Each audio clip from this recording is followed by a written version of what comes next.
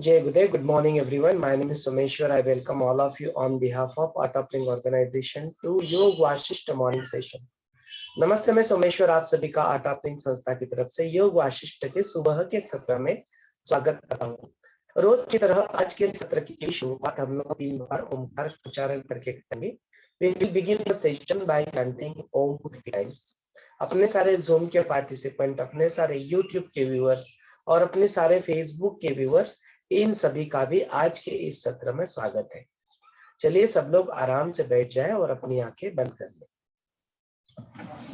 रीढ़ की हड्डी सीधी कर ले, गर्दन सीधी कर ले, कंधों को ढीला छोड़ दे और अपना पूरा ध्यान अपने सांस के ऊपर ले आए। एक साधारण सांस अंदर ले और छोड़ दे। एक गहरी लंबी सांस अंदर ले, पूरी तरह से छोड़ दे, खाली हो जाए।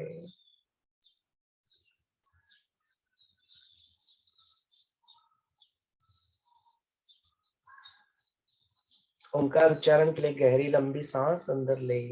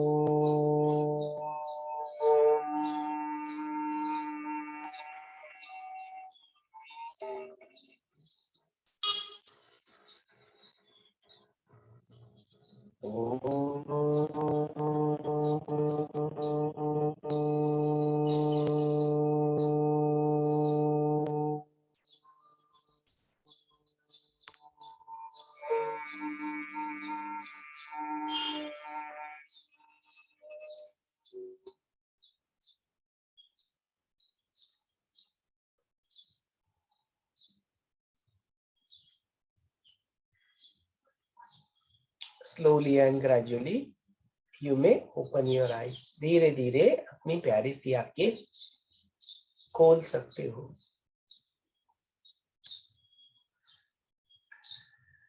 जय गुरुदेव। चलिए आज के सत्र को हम लोग आगे बढ़ाते हैं। सिलेबस वाइज देखें तो हम लोग योग वशिष्ठ के उपशम प्रकरण चैप्टर नंबर 5 उसमें चल रहे हैं। वहां पे अब तक हमने कई सारी कथाओं के माध्यम से, कई सारी वृत्तांत और हकीकतों के माध्यम से वशिष्ठ मुनि को प्रभु रामचंद्र जी के कई सारे प्रश्नों के उत्तर देते हुए दिखा और कई सारी ज्ञान की अलग अलग पंखुड़ी खोलते हुए दिखा। इतना सुंदर ज्ञान है। उसी ज्ञान के सिलसिले को आगे बढ़ाते हुए उपशम को, शम को पूरी तरह से एस्टैब्लिश करने के लिए अभी वशिष्ठ अपने प्रभु रामचंद्र जी को एक वीतहव्य मुनि जो है, वो वीतहव्य मुनि जैसे जिस तरह से अपने रोजमर्रा की जिंदगी से पूरी तरह से ऊब के अपने आप को उस आत्मदर्शन की ओर बढ़ाने के लिए, उस आत्मदर्शन का एक अंश तक का झलक अपने आप मिल जाए, इस इच्छा के साथ, इसी वासना के साथ, जो वीतहव्य मुनि जो है वो जाके अपना वहां पे अपने आप को समाधि की ओर, ध्यान की ओर, अपने विचारों की से अपने आप को, मैं कौन हूँ, मेरे जीवन का उद्देश्य क्या है, इस तरह के अलग अलग प्रश्नों से अपने आप को सम्मिलित करके वो अपने आप के साथ बातें करते हैं, अपने ही मन को उपदेश देते हैं।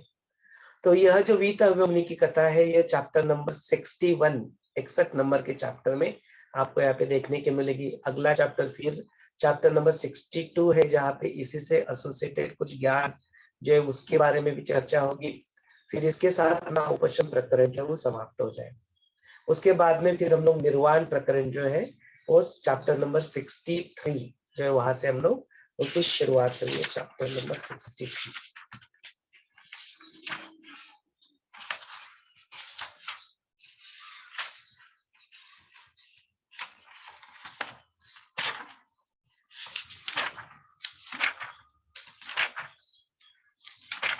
So 380 नंबर पेज से it will start and it will start with पाक भूषण कथा जो है वहां से। तो तब तक हम लोग अपना फोकस 61 आज के लिए अपना चैप्टर नंबर 61 का भी आधा भाग जो है उसके ऊपर अपना फोकस यहाँ पे रहेगा। तो उसी के ऊपर आपके, मैं आशा करता हूँ कि आपने चैप्टर नंबर 61 पढ़ लिया होगा। आज मॉर्निंग का सुबह का सत्र भी हमने इसी से एसोसिएट सुना। अभी इसी के प्रश्नोत्तर के रूप में इस सत्र को हम लोग आपके लिए खुला कर देते हैं। आपके मन में जो भी यहाँ पे प्रश्न उत्पन्न हो रहे हैं उसको हम लोग यहाँ पे चर्चा उसके ऊपर कर सकते हैं। So over to you all.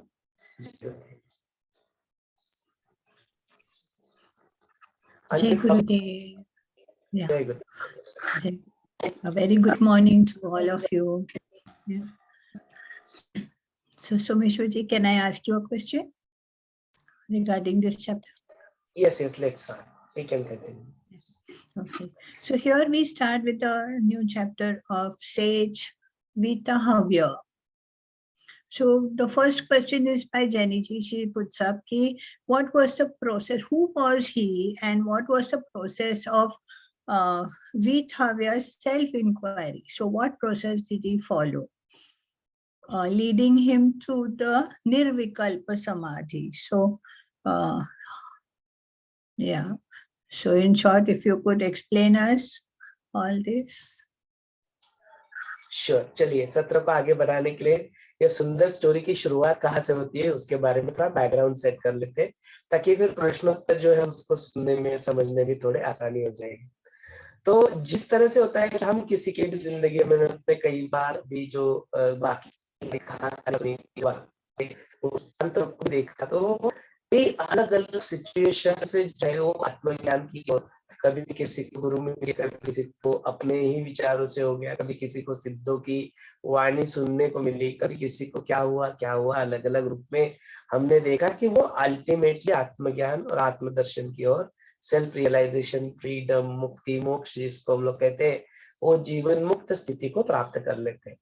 तो ऐसी ही जो स्थिति है जो वीतहव्य मुनि की भी होती है, उनको भी लगता है कि कई बार ऐसे ही देखा सुनना पड़ा, तो क्यों ना इस जीवन को सफल कर ले, क्यों ना इस जीवन को उस आत्मदर्शन का एक अंश भी यदि मिल जाए तो भी मेरा जीवन सफल हो जाएगा। और उसी आत्मदर्शन, उसी मुक्ति मोक्ष की एक झलक पाने के मात्र वो क्या करते हैं, अपने आप को बोलते यहाँ पे मैं रहूंगा, सारे इसमें उलझा रहूंगा, तो मुझे लगता है कि थोड़ा और ज्यादा समय लग जाएगा, because then it will become more difficult for me to get. तो एक सेक्लूजन करके एक प्रोसेस होती है। सेक्लूजन में आप अपने आप को पूरी दुनिया से तोड़ देते हो। You take a time out, अपने लिए आप क्या करते हो, एक समय अलग से निकालते हो, एंड देन वहां पे जाके अलग ही अपना एक सेक्लूजन में अपने आप के साथ आप समय बिताते हो। यही होता है जब हम लोग एडवांस कोर्स करते हैं, तो अपने जो रोज की जो फैमिली रहती है, जॉब रहता है, बिजनेस रहता है, सर्विस रहती है, जो भी रूटीन रहता है, उससे हम लोग क्या कर लेते हैं, थोड़े समय के लिए you take a vacation, you take a seclusion. अच्छा, वैकेशन लेने का मतलब ये नहीं होता है कि चलो फिर यहाँ पे छूट गए, फिर उधर गोवा में जाएंगे, उधर बीच पे मजे मारेंगे, फिर उधर जाएंगे। I am not saying that it's wrong, I'm not saying that taking a vacation is bad for you. No, it's okay. It's okay to take a vacation. अपने डेली रूटीन को चेंज करना वो भी एक शांति दे सकता है, लेकिन वहां पे भी हो सकता है कि आप वहीं पे उलझे हो। कई बार अपने जीवन जीते समय ऐसे अनुभव को लिया होगा कि बड़े चाव से आप प्लानिंग तो करते हैं, you plan your day, booking ticket निकालते हैं, योर रिजर्वेशन करते हैं, ऐसा आपको लगता है कि बड़ा मजा आएगा, क्योंकि बहुत सारे लोगों के सुंदर सुंदर अनुभव आपने सुने होते हैं। और जैसे ही उस जगह पे जाते थे, पता नहीं आपकी पत्नी को या आपको या आपके साथ जो लोग थे उनको किस प्रकार का कौन सा मूड आ जाता है, और उस मूड स्विंग के कारण आपके पूरा वैकेशन वहां पे जो आनंद की अनुभूति आपने एक्सपेक्ट की होती है, ऐसा वहां पे कुछ नहीं होता, and it just taken new other कुछ भी तो हो जाता है। और उसकी वजह से या तो सब हो सकता है कि आपने जो अनुभव किया था कि इसने ऐसे रिवर राफ्टिंग किया, उसने ऐसे बोट में गए, उसने ऐसे स्विमिंग किया, और आपको जाके वहां पे पता चलता है कि अरे मेरा तो शरीर ही मेरा तो साथ नहीं दे रहा है, जो कुछ जो उन्होंने किया था उसके करने के लिए उनका जो शक्ति जो चाहिए थी, शारीरिक शक्ति, वो शारीरिक शक्ति ही मेरे पास बची नहीं हुई है। या हो सकता है कि आप जाके वहां पे बीमारी पड़ गए, कई सारी जीवन की जो आधी व्याधि, मूड स्विंग्स, मन के जो प्रकार, या आपके साथ कुछ हादसा ही वहां पे हो गया, कुछ एक्सीडेंट ही हो गया, या आपका वैलेट ही वहां पे चला गया, कुछ तो आपके साथ ऐसी अनहोनी जिसको कहते हैं अनएक्सपेक्टेड सिचुएशन आपके जीवन में पैदा होगी, जो कई बार अपने जीवन में होती रहती है, जब हमने एक्सपेक्ट ही नहीं करते ऐसी सिचुएशन। अभी ऐसी स्थिति में जो आपने पूरा सोचा था कि मैं ऐसी जगह पे के ऐसे आनंद की अनुभूति होगी, क्या उस अनुभूति को आनंद को आप सचमुच में अनुभव कर पाते हो, या आपका वो वैकेशन पूरी तरह से बर्बाद हो जाता है? क्या हमारे साथ ऐसा कभी न कभी किसी न किसी रूप में ऐसा होता है? जरूर कभी न कभी कहीं न कहीं हमको यह सारे अनुभव रहते हैं, because you carry so many people, so many baggage, that situation, that locality, कई सारी चीजों का प्रभाव जो होता है तुम्हारे मन के ऊपर पड़ता रहता है। तो फिर ऐसी स्थिति में रहिए, हो सकता है कि आपको जो अनुभूति प्राप्त हो, आपको अनुभूति प्राप्त ना ही हो। तो इसी वजह से क्या करते हैं, कई सारे जो सन्यासी होते हैं, they go into secularism. Secularism एक बहुत सुंदर प्रक्रिया होती है। That what you do in a secularism, you just take your time away. एक अज्ञातवास भी आपने कई बार ये शब्द सुना होगा कि कई बार वो कहते हैं कि वो अज्ञातवास ना उनकी आइडेंटिटी में उनको भी पहचान करें, उनको पहचान आएगी तो उससे एसोसिएटेड जिम्मेदारी आएगी, रिस्पॉन्सिबिलिटी आएगी। कोई सपोज एक पंत प्रधान ही हुआ, जाके आराम से फिर कुछ भी चाहे उसके मन को चाहे वैसे कर नहीं सकता। कोई सेलिब्रिटी है, गुरुदेव है, अपने मन से कुछ भी ऐसे चाहे वैसे कर नहीं सकते पब्लिकली।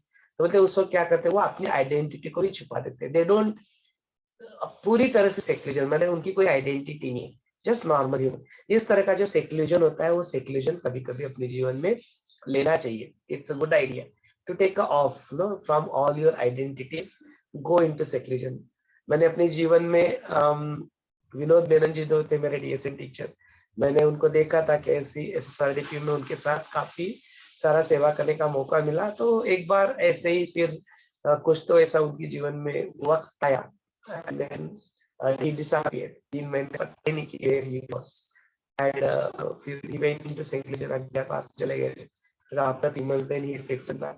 तो ऐसे कई सारे जो अपने संत होते हैं, टीचर्स होते हैं, वो इस बात को भी अपने जीवन में क्या करते हैं, इम्प्लीमेंट करते हुए दिखाई देते हैं।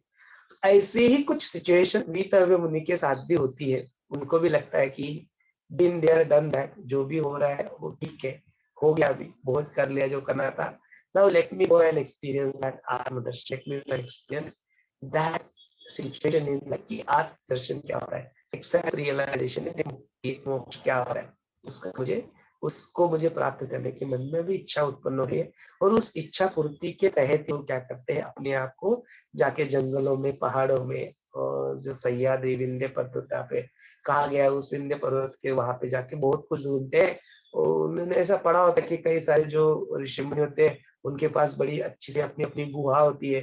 तो उस गुफा को ढूंढने के लिए प्रयत्न करते हैं, लेकिन उनको ऐसी कोई गुफा वगैरह वहां पे मिलती नहीं है। तो फिर क्या करते हैं, वो उसका जो बेस रहता है, वहीं पे क्या करते हैं, पर्णों से ही पर्णकुटी अपनी बना लेते हैं, और फिर उस पर्णकुटी में ही बैठ के फिर वो वहीं पे अपना जो है अपने कॉन्टेम्पलेशन जिसको कहते हैं, विचार, तो वो विचार करते रहते हैं। बड़े सुंदर विचार वो करते हैं। फिर विचार करते करते फिर अपने मन को भी काफी सारा उपदेश करते हैं। और फिर उपदेश करते करते ही उनकी फिर वो समाधि वहां पे लग जाती है। और समाधि में भी कई सारी चित्र विचित्र अवस्थाओं को वो अनुभव भी करते हैं। तो वो सारा इंटरेस्टिंग है। यदि उस तरह के प्रश्न आगे आएंगे तो फिर उनके उत्तर हम जाते हैं। This was just to set up background कि क्या था। जय गुरुदेव। बोलिए। इथे वीतहव्य मुनीच्या कथेमध्ये पान नंबर 361 वर आहे, मग मीच तो अंतर्यामीचा चेतन आत्मा, प्रत्येगात्मा ही तुझी ऐट खोटी पडत नाही का, हा जो प्रश्न म्हटलेला आहे मनाला, तर हे थोडं एक्सप्लेन करा। जरूर स्मिता जी। तो स्मिता जी का प्रश्न है कि यहाँ पे हो रहा है कि जो जाके फिर वो अपने आप को फिर वो पर्णकुटी बना के अपने लिए एक रहने की जगह बना के अपनी जो दैनंदिन जो रूटीन होती है, जो दिनचर्या आती है, वो वहां पे शुरू कर देते हैं। फिर ऐसे दैनंदिन रूटीन दिनचर्या को शुरू करने के बाद फिर वो बैठ के सोचते हैं कि अब तक हुआ क्या। तो बोलते अब तक जो जिस तरह से उन्होंने हुआ कि बोलते कितना बड़ा आश्चर्य है कि कैसे मैंने अपने आप को इन सारे चक्करों में उलझा के रखा था। कैसे मैं अपने जो इंद्रिय जो होते हैं, पंचेंद्रिय होते हैं, पंचेंद्रिय से ग्रहण करने वाले जो विषय होते हैं, कैसे मैंने इन विषयों में अपने आप को फँसा के रखा था। कितना बड़ा आश्चर्य नहीं है क्या ये? बोलते कैसे यह जो है, जो मन जो है कितना चंचल होता है, कैसे जो अपना एक मरकट के भांति यहाँ-वहाँ से जिस तरह से वो इधर-उधर भटकता रहता है, कैसे यह मूर्ख मन जो है, यह कैसे मरकट के भांति यहाँ, वहाँ, वहाँ, वहाँ, वहाँ, मुझे यहाँ जाना है, मुझे वहाँ बाहर जाना है, मुझे ये करना है, मुझे वो करना है, ऐसे कई सारी संकल्प विकल्पना को धारण करके कैसे मुझे इसमें अपना उच्छाद मार के कैसे मुझे सुख और दुःख का कितना सारा अनुभव मेरे जीवन में इस मन ने मुझे यहाँ पे दिलाया।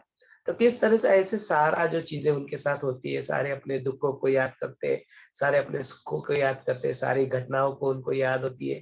कई सारी जो चीज़ें होती हैं उनको याद करते बोलते हैं कि अभी बस हो गया, जो कुछ भी तुमने खेल रचाया, जो नाटक तुमने यहाँ पे रचाया हुआ है, उसको तुम अभी क्या करो बस कर दो। और ऐसे ही वो शांत बैठ के अपने ही अंदर वो समाधि की अवस्था लगाने के लिए जो एक इनिशियल जो स्थिति होती है, जैसे किसान जो होता है वो अपना खेत जो है वो खेत को पूरी तरह से करता है, अपने बीज बोने से पहले तैयार करता है। हम कह सकते हैं कि वही स्थिति जो है वीतव्य मुनि की होती है, बिल्कुल किसान की लगती है। अपने शरीर को, अपने मन को, अपनी अवस्था को क्या करते हैं, बिल्कुल उस निर्विकल्प समाधि में पहुंचने के लिए तैयार करके देखते हैं। तो वो जब तैयार करते हुए दिखते हैं तो उनको फिर ये बात समझ में आ चुकी होती है कि जो कुछ भी जो ऑब्स्टेकल जो मेरे अंदर जो आता है, जो मुझे अपने आप से मिलने नहीं देता, मेरे सेल्फ से मुझे आत्मा में अपने आप को विलीन नहीं होने देता, तो वो कहते हैं ये चित्त जो है, ये मन जो है, यही मुझे क्या करता है, अवरोध करते रहता है। तो जब वो उनको ये बात पता चलती है तो फिर वो क्या करते हैं, अपने मन को ही उपदेश करते हैं। आपने मॉर्निंग के समय में हमने देखा होगा कि किस तरह से वो बैठ कर अपने ही आपको फिर क्या करते हैं, he just do the contemplation, self contemplation वो करते हैं और अपने मन को क्या करते हैं, वीतव्य मुनि उपदेश देते हैं। तो पूरा जो उपदेश है, उस पूरे उपदेश में एक जगह पे जो चीज जो है अपने मन को समझाते हैं कि अब तक क्या हुआ, अब तक तो तुम क्या कर रहे थे कि जो तुम्हारे जो शरीर जो है, वो शरीर के जो इंद्रिय जो है, वो सारे इंद्रिय जो है वो कार्य करते रहते थे और तुम उसका पूरा क्रेडिट ले लेते थे कि मैंने सब कुछ किया। तो उसको बोलते कि हे मूर्ख मन, तुम इस तरह से क्यों समझ नहीं पाते कि अब तुम्हारी खुद का कुछ तुम्हारा अस्तित्व है ही नहीं। तुम्हारा मिथ्या जो अस्तित्व है, चैतन्य की वजह से तुम्हारा अस्तित्व है, लेकिन तुम क्या करते हो, झूठा झूठा ऐसे ही अहंकार रूप में अपने आप को चैतन्य से अलग मान लेते हो और फिर उसमें ही अहं मान के तुम क्या करते हो, जो तुम्हारे अंदर जो शक्ति है, जो जानने की शक्ति, जो ग्रहण करने की शक्ति, जो बुद्धि में तर्क करने की लगाने की शक्ति जो है, ये सारी जो तुम्हें आइडेंटिटीज भी मिली, तुम्हें कोई मन कहता है, तुम्हें फिर कोई चित्त कहता है, इस तरह से सारी अलग अलग आइडेंटिटियां तुम्हें जो मिली है, जो तुम्हें अलग अलग शक्तियां तुम्हें मिली है, वो सारी की सारी तो तुम्हें चैतन्य की वजह से मिली है। तुम उस चैतन्य को ही भूल जाते हो, उस चैतन्य को ही भूल के जो है अपने आप को ही चैतन्य मानकर क्या करते हो, इस मिथ्या स्वरूप को अपने आप ही अहंकारी रूप में सबके सामने प्रकट करते रहते हो। उसको उस स्थिति उससे निकालने के लिए जो है वीतव्य मुनि अपने ही मन को यहाँ पे यह समझा के देखते हैं कि क्यों तुम मिथ्या स्वरूप अपने ही आप को चैतन्य मान लेते हो, अपना ऐसे अहंकार में अपने आप को धारण कर लेते हो, तो ये तुम्हारे रक्षा नहीं है। अब तक तो तुम ये सब कुछ कर रहे थे, अभी ये तुम मत करो, ये छोड़ो ये सारी बात। तो वो विचार ही बड़े सुंदर विचार है, पढ़ने लायक है, कॉन्टेम्पलेट करने लायक है कि हर किसी के जीवन में यह विचार उनके जीवन में अत्यावश्यक है, कभी ना कभी आए। और आते ही है, कभी ना कभी आते ही है। हो सकता है कि उसके लिए कुछ जन्म क्यों ना लग जाए, लेकिन कभी ना कभी ऐसे विचार तो सभी के मन में आते ही। तो हम तो बड़े सौभाग्यशाली है कि अपने जीवन में गुरु है और उन गुरु ने अपने जीवन में ये विचार बहुत जल्दी अपने जीवन में लाए। तो बड़े सौभाग्यशाली अपने आप को महसूस करें कि we are on this path. खूप सुंदर सांगितलं। कल रात को जब पढ़ा ये तो सही में ये अपने को बहुत महत्वपूर्ण बात लगी ये प्यारा कि ये मन ही जो हमारा खुद को बड़ा समझता है, पर इसके पीछे जो चेतना है वो शक्ति है, उसके कारण होता है. एक सुंदर वाक्य यहाँ दिया भी है की म्हणजे उदाहरण, एखादं जर झाड तोडलं तर ते कुऱ्हाडीने झाड तोडलं असे नाही, तर ते त्या व्यक्तीने तोडलेलं झाड आहे. मन जो तू कर रहा है उसके पीछे तो एक शक्ति है. क्यों ऐसे इतने जम मारता है, उड़ी मारता है. तो ये समझ लेना अपने आपको जो है निधि ध्यास बोलते हैं ना अपन, रात भर वही जब जब जाग आती थी तो मन को ही समझा रही थी कल रात को पहले कल गेस्ट आए थे तो शाम को हुआ नहीं, फिर रात को और बराबर गुरुदेव कैसे कर लेते हैं, अंदर की जो शक्ति है सही में कल तो बहुत अनुभव आया. पहले सुबह भी नहीं हुआ मेडिटेशन से समाधि, 5 बजे बैठी तब भी फोन आया कि गेस्ट आने वाले. अरे दोनों भी बार हुआ नहीं, एक भी बार नहीं हुआ, आज कैसे हुआ ऐसे लग रहा था. फिर रात को 10 बजे पहले कर लिया सहज समाधि, तो बाद में सब ध्यान के बाद ऐसे लगता है ना कि शांत हो जाए, पर ये पढ़ना भी था तो अपने आप गुरु ने बैठा लिया, लाइट लगा के पढ़ लिया. ये पढ़ने के बाद ये मन का बहुत पैराग्राफ अच्छा लगा कि जो मन अपना इधर उधर घूमता है उसके पीछे जो चेतना शक्ति है वो ही सब करवा लेती है. तो अपने आप को बहुत बार समझा समझा कर उसमें बाद में फिर के सही में इतने जल्दी तो सहज समाधि दूसरी बार नहीं करना चाहिए, 7-8 घंटे के बाद करना चाहिए, पर बराबर 11:30 12 बजे सेकंड टाइम सहज समाधि ध्यान गुरु ने कर लिया. शक्ति ने, अंदर की शक्ति ने बराबर 12 बजे खत्म हो गया. इतनी वो चेतना शक्ति अंदर की पावरफुल है. आप बताते कि इतना ऊर्जा का भांडार है, वही खुद करती है. और ये मन उधर उधर घूमता है चंचल अपना. तो जैसे जैसे 2-3 बार जागाती थी, मन बड़ा है, मन शक्ति है, मन इधर उधर तू क्यों यही ये वाक्य बहुत अच्छा लगा. मग मीच तो अंतर्यामीचा चेतनात्मा प्रत्येगात्मा ही तुझी आई खोटी पडत नाही का. हे वाक्य खूप सुंदर होतं आणि तुमच्या तोंडून ऐकलं खूप सुंदर भेटले. धन्यवाद. आणि असं वाटतं की ह्याच मनाला समजवण्यासाठी हे योग वासिष्ठ खूप कामी पडत आहे आपल्याला. आपलं म्हणजे मधलं जे चित्त आणि शरीरच्या मधलं जे चित्त आहे, सगळा व्यापार तोच मनाचाच मनोव्यापार खेळ आहे. त्याच्यातून बाहेर आतल्या आतमध्ये जायचं शरीर शिरण्यासाठी, चितपर्यंत पोहोचण्यासाठी पार करून जे जायचं आहे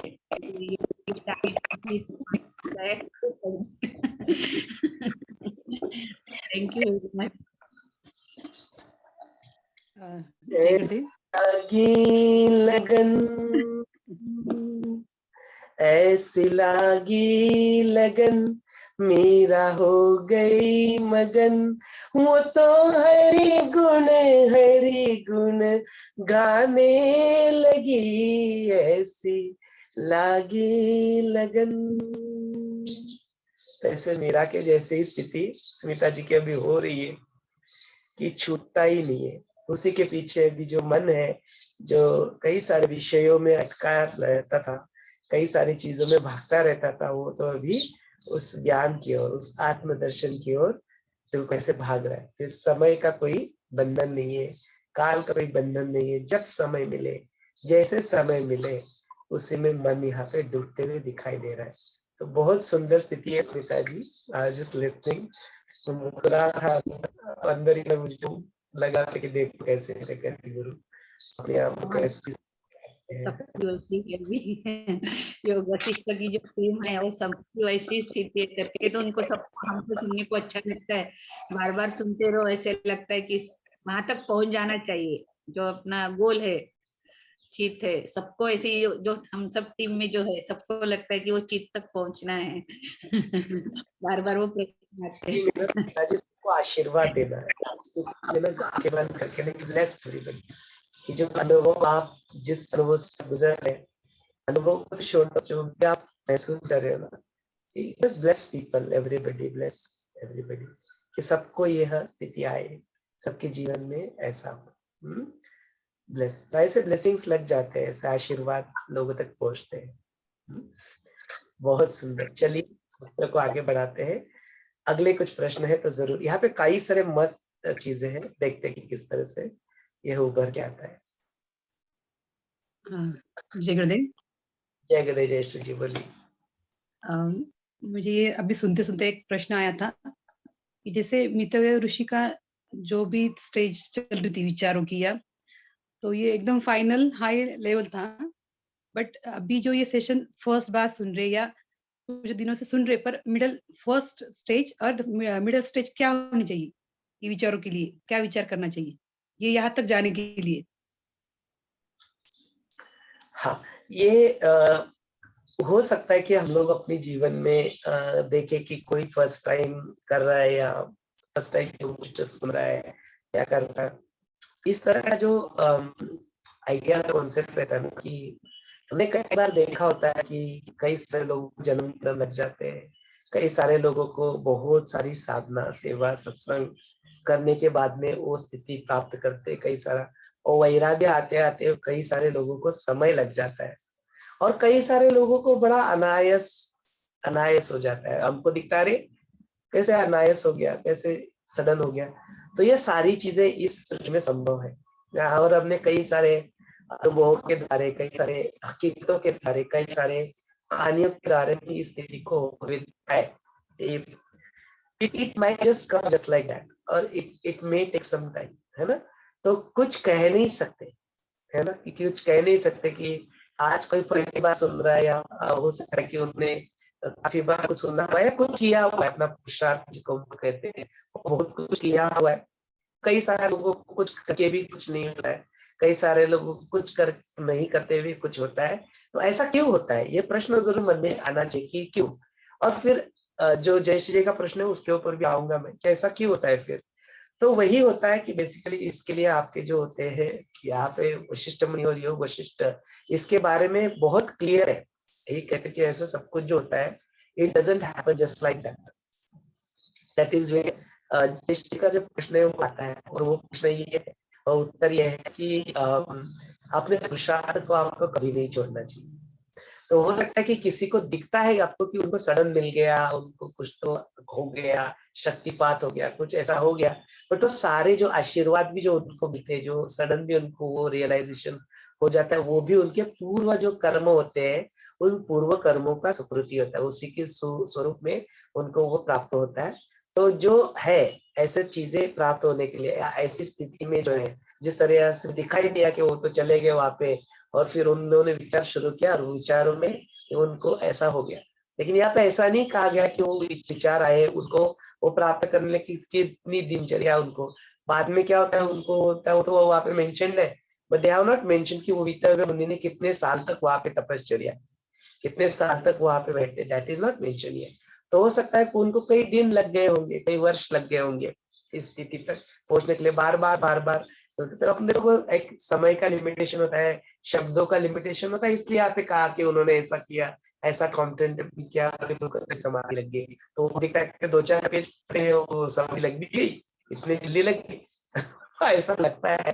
लेकिन इट माइट बी पॉसिबल कि उन्होंने रोज रोज वही चीज की, probably he has contemplated on it every single day and it would have taken some time also। या हो सकता है कि बिल्कुल उस वक्त भी लग गई होगी, जो भी। दोनों स्थितियों में अपने आप को क्या करना चाहिए, जो प्रश्न जो जयश्री जी का है कि अपने आप को पुरुषार्थ करना अत्यावश्यक होता है। वो पुरुषार्थ क्या है, तो बोलते हैं में अपने धर्म अर्थ काम और मोक्ष चारों चीजों को निभाना आवश्यक होता है। धर्म माने क्या, जो भी स्थिति आपके धर्म का पहले निभाओ, उसके बगैर कुछ नहीं होगा, उससे भागोगे तो फिर कुछ नहीं होगा। उन्होंने अपना जो वितर्क मुनि का जो धर्म क्या था, ही टुक अ संन्यास, तपस्वी थे, मुनि थे, तो फिर जाके उस दिनचर्या का अवलंबन करना वो उनका धर्म था। अभी उनसे अपेक्षित करना यह कि जो तुम डेली मर्रा की ड्यूटी में जो करते हो वैसी चीजें उनसे अपेक्षित नहीं थी, उनका धर्म अलग था। उनको अपने लिए क्या चाहिए था, 1-2-4 वस्त्र पहने को मिल जाए, उतना उतना कमा लिया, और जो रोज के 3 टाइम का 2 टाइम का खाना खाना वो मिल गया, या वो कभी कभी उतना भी नहीं, जो सांस के ऊपर भी जिंदा रह गए, वो फास्टिंग ही कर लिया। वो उनका रूटीन, अपने आप को बचाना हिंस्र पक्षियों से, वो रक्षा करना, उसके लिए पर्णाकुटी जो वो बना ली। ऐसी स्थिति में जाके तो फिर कोई आपके ऊपर हमला भी नहीं करता है, कोई we have seen that all happens, और एक औरा तैयार हो जाता है, नोबडी कैन टच इट। तो ये सारी जो स्थितियां है उस स्थिति को प्राप्त करने के लिए जो भी आवश्यक है वो करना, उसके लिए फिर कुछ शास्त्रों का पठन करना, बैठ के कॉन्टेम्पलेट करना, ध्यान करना, मेडिटेशन करना, कुछ योगा प्राणायाम मेडिटेशन जो भी करना, ये उनका धर्म बन गया। तो वो अपना धर्म निभाते हुए इसको प्राप्त किया। बट वही धर्म क्या सब लोग वैसे ही निभा सकते हैं? क्या उसी स्थिति को एक स्टूडेंट जो है यदि आत्मदर्शन को प्राप्त करना चाहता है, तो क्या एक स्टूडेंट भी सब कुछ छोड़ के बैठ जाए? कल या परसों हमारी जयश्री जी का जो बेटा है पढ़ाई कर रहा है, उसके साथ बात हो रही थी, तो फिर क्या वो भी सब कुछ छोड़ के फिर हिमालय में चला जाएगा? और ऐसा करेगा तो फिर क्या जयश्री जी को अच्छा लगेगा?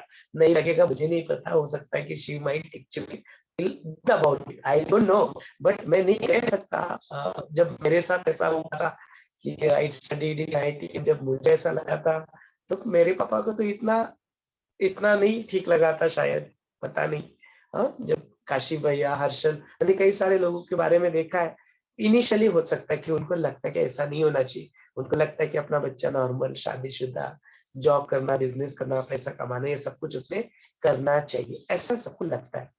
किसी को नहीं लगता, किसी को लगता है। मैंने ऐसे भी उदाहरणों को देखा है, जैसे अपने वैष्णव आंटी थे, वो भी, उनका भी बच्चा मेरे साथ ही पढ़ा था, आईआईटी खड़गपुर में था। उसकी तो गाड़ी पहले ही, उसने आईआईटी में जब था तभी उसके जीवन में गुरु आ गए थे, तो वो तो उधर से निकल गया था।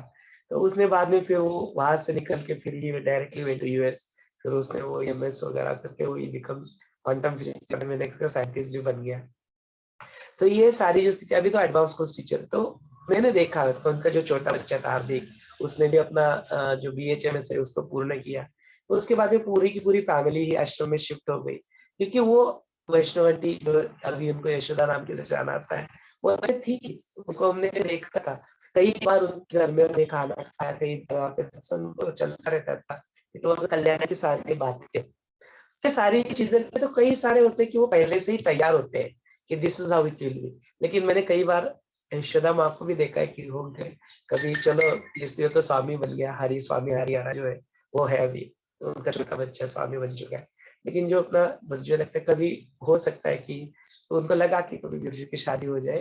तो ये देखो, माँ बाप के मन में ये सारी चीजें होती रहती है। आप खुद भी माँ बाप को आप जरूर समझ सकते हो कि what I am trying to say. हो सकता है कि कई लोगों को नहीं लगा, कि उनको तो लगा है ठीक मेरा बच्चा इस राह पे निकल गया, उसी में उनको खुशी लगती है। और क्या होता है, जो इनिशियली ऐसे सारे लगते फिर बाद में वो माँ बाप भी उसको क्या करते हैं, स्वीकार कर लेते हैं कि चलो यही ठीक है, this is how it is, फिर वो हो जाता है, दैट इज हाउ। तो ये कई सारी चीजें, कई सारे लोगों के जीवन में यह स्थितियां आती है, उत्पन्न होती है। तो उनके जो वीतव्य मुनि की जो स्थिति है, जो अपना धर्म जो है, पहले तो हमको ये करने के लिए, ऐसी स्थिति में अपने आप को लाने के लिए, एजक में जस्ट एक ओपिनियन बता रहा हूँ, एक पॉसिबिलिटीज बता रहा हूँ। हो सकता है कि इससे पहले सडनली भी कुछ चीजें हो सकती है, that possibility also exist. But यदि आपको देखे रूटीन करना है, तो पहले अपना जो होता है, जो पहले अपना धर्म है उसको निभाओ। वही एक वजह थी शायद कि काशी भैया को भगा दिया गया कि जाओ, यू पहले first you complete your IIT, तुमने एडमिशन जो लिया है, वो जो संकल्प तुमने लिया था, यू फर्स्ट उसको निभाओ। Don't be a failure in life. I don't want to people calling you failure. जब मुझे तो कोई फर्क नहीं पड़ेगा तुम्हें फेलियर बोला है सक्सेसफुल है, मेरे लिए दोनों सेम है। लेकिन जाके हो सकता है कि तुमको फेलियर बोला है, तुम्हें नहीं बोल लग जाए, तब तुम्हारे मन की स्थिति हिल जाए, ऐसा ना हो, इसके लिए जगह पहले ना कंप्लीट करो अपना एजुकेशन। तो वो उसको कहते हैं धर्म। तो अपना जो रूटीन जो चल रहा है, उसमें जो कर रहे हैं, उसमें जो आपका धर्म है उसको पहले निभाओ। तो क्या सभी लोग ऐसा धर्म निभाते हुए दिखते हैं? क्या सभी लोग ऐसे ही करते हुए? नहीं बोलते, there are exceptions also. Exceptions भी हमने काफी सारे देखे हुए। फॉर एग्जांपल जैसे मोदी जी थे, उनकी भी शादी हो चुकी थी, लेकिन उन्होंने अपने जीवन में कभी, उनके जीवन में साक्ष्य कराया कि मुझे गृहस्थाश्रम पर और कुछ सेवा करनी है, तो he left that, he did not take divorce also. लेकिन बट ही जस्ट क्षमा मांग के वो निकल चुके कि मेरे जीवन का उद्देश्य कुछ और ही है, लगता है मुझे ऐसा, तो please let me do that. तो करके निकल गया अपनी पाथ के ऊपर। तो ये भी होता है। तो इन बिटवीन ये सारी चीजें भी हो सकती है। तो सारी चीजों के लिए अपना माइंड है ना ओपन रखना। कीप योर, कुछ संकल्पना के साथ ऐसे ही होता है। शायद ये प्रश्न भी उसी संकल्पना के साथ उत्पन्न होता है कि what is it that one has to do. क्या सडनली ऐसा आ जाता है क्या, बीते हुए बुनि जैसा सडनली मिल जाता है क्या किसी को, या नहीं तो फिर क्या करना होगा? ये प्रश्न भी उसमें आता है। तो यदि ऐसा होता है कि ऐसे नहीं आया सडनली, तो फिर बात वही है कि आर्ट ऑफ लिविंग का कोर्स करो, हैप्पीनेस प्रोग्राम अपने जीवन में गुरु लाओ, तो मेंटर जो आएंगे, गुरु आएंगे, तो फिर जो गुरु जो पाथ दिखाएंगे, क्या गुरुदेव ने सबको सेम ही पाथ दिखाया? नहीं, कोई स्वामी बन गया, कोई ऋषि बन गया, किसी ने शादीशुदा, देखो हमको शादी करा दी हमारी, तो किसी को शादी करा दी, किसी को डायरेक्टर बना दिया, किसी को स्वामी बना दिया। कई सारे लोग कई सारे प्रोफेशन में, कई सारे कंट्रीज में, सब कुछ इट्स ऑन ओपन प्लेटफॉर्म। जिस भी प्लेटफॉर्म पे आप हो, गुरु आपको अपनी गंतव्य तक पहुंचा देते हैं। तो यही सबसे पहले कुछ करना है, बाकी की सारी चीजें जो अपना साधना, सेवा, सत्संग, जो भी है रूटीन जो है, वो तो गुरु ला ही देते हैं अपने जीवन में अपने आप। तो यदि कुछ करना ही है किसी को, तो मेरा एक ही रिक्वेस्ट रहेगा, विनंती रहेगी, अपने जीवन में गुरु को लाओ। एक बार तुम्हारे जीवन में गुरु आ गए, बाकी की चीजें जो होनी है, जो आवश्यक है, जो आपके लिए, वो उसको होने देते हैं, वो करवा लेते हैं। तो जो भी करवाना है, जो भी आवश्यक है, तो करो, बाकी के सारे पुरुषार्थ करो, सब कुछ करो, ज्ञान को अर्जित करो, सब कुछ हो, लेकिन have that master in your life. वो मास्टर तुम्हें सही दिशा जरूर दिखाएंगे। तो that could be one of the simplest answer Jayesh ji इसको दे सकते हैं। अदरवाइज तो लंबा खींचना है, तो फिर तो बहुत कुछ है जो हम लोग कर ही रहे, 20-25 साल हो गए अभी करते हैं। ये सारी चीजें हो सकती, but all that can start with, it's a good idea to start with having a master in life. अपने जीवन में आप गुरु को लेके आओ, बाकी की चीजें जो होनी है वो होती रहेगी। Let it happen the way it is.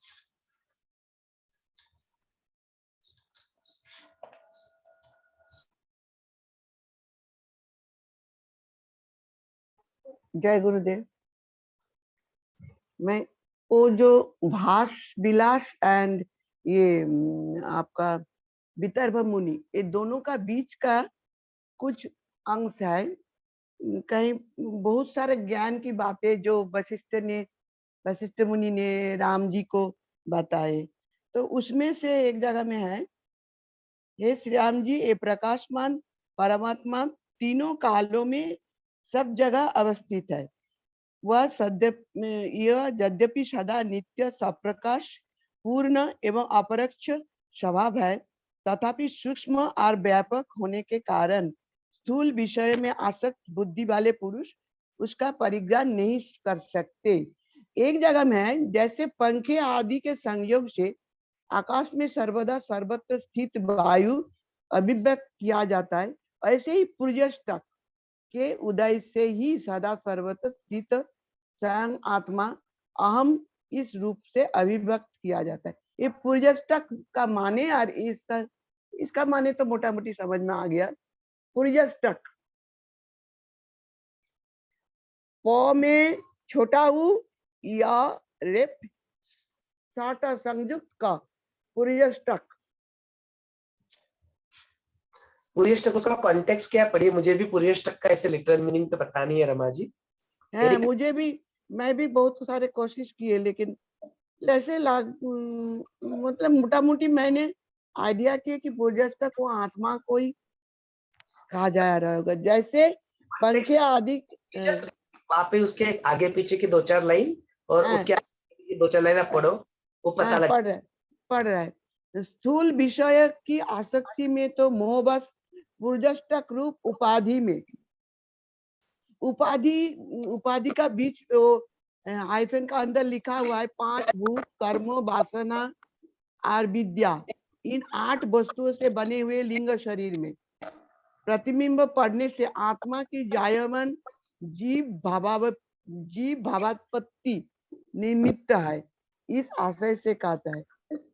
मतलब स्थूल विषय की आसक्ति में तो मोहबस पुर्जष्टक रूप उपाधि में, माने हमें जब उपाधि के साथ युक्त होता है, उस समय उसमें प्रतिबिंब पढ़ने से आत्मा की जायमान जीव भाव, जो जीवा भाव निमित्त है, इस आशय से कहते हैं। स्वर्ग के क्रम से उत्पन्न भोग्य और भोग्यायतन आदि अनेक पदार्थों में पुर्जष्टक रूपी दर्पण में अपनी मायावा स्वयं आत्मा ही जीव रूप से प्रतिबिंबित होता है। उस शब्द का अर्थ छोड़ के बाकी सब कुछ तो समझ में आता है कि हाँ आ गया, हाँ हाँ then that is it. Okay हाँ, don't bother about one of word, कोई बात नहीं, ओके ओके। सब कुछ समझने की कोई इतनी आवश्यकता नहीं है, नहीं समझ में आता है थोड़ा इस कुछ कर लेंगे, थोड़ा रिसर्च कर लेंगे तो उसका भी मीनिंग मिल ही जाएगा। इन दोनों चैप्टर के बीच में, बीच का जो है ना, वो हिंदी किताब में बहुत बड़ा बड़ा सब बहुत सारा पेज है। वो भास विलास की कथा होती है और जो 59 में आती है ना, और फिर 60 नंबर का जो चैप्टर है that is where all this knowledge is being discuss. वो कल किया हमने, काफी सारा नॉलेज था नो, तो वी हैव डिस्कस दिस। वो सारे हिंदी के थोड़े शब्द अलग होते हैं but otherwise we have address that yesterday. जैसे बंधन मोक्ष, मोक्ष और बंधन बोल के है ही नहीं कुछ। करेक्ट करेक्ट, वो देखा। Yes yes. तो वो जो वहां पे जो बताया है ना पूर्व विष्णु जो शब्द के अराउंड जो नॉलेज था, it was basically talking about जो अपना स्थूल जो शरीर है, तो जो अपना लिंग देह है, वो लिंग देह किससे बना है, तो वो लिंग देह बोलते कि वो जो स्थूल शरीर है वो, फिर उसके साथ में जो प्राण है वो, और प्राणों के साथ में जो बाकी की जो सटल जो बॉडी होती है, सटल बॉडी में कौन से आते हैं आपके, मन आ जाता है, आपका बुद्धि किया जाता है, आकाश किया जाता है, और आपका हम जो ईगो सेंस आता है, इस साथ में मिला के जो बनता है लिंग देह, उसको अतिवाहिक शरीर भी यहाँ पे कहा गया है। तो मतलब ये होते हैं वो सारे स्थूल शरीर, इंद्रिय, स्थूल शरीर के इंद्रिय, और उससे एसोसिएटेड सांस, सांस से एसोसिएटेड जो प्राण है वो प्राण, और प्राणों से फिर क्या कर देता है वो जीव भाव जो उत्पन्न हो जाता है, और जीव भाव और ये बाकी के सारे सतल जो चार और बताया गया ना, वो चार, तो चार और ये मिलके दो वो 6 हो जाते हैं टोटल, और जो सातवां होता है वो चेतन। तो ये जो चार, इन 8 वस्तुओं से बने हुए लिंग शरीर, 8 करेक्ट वस्तु। करेक्ट।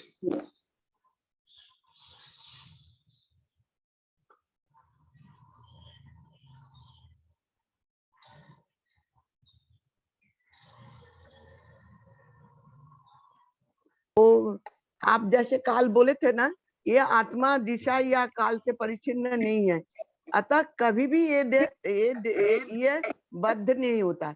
जब बंध ही नहीं है तब मोक्ष कहाँ से होगा? करेक्ट करेक्ट, ये स्थिति आती है, बट वो Yes. क्या होता है स्टेप आती है।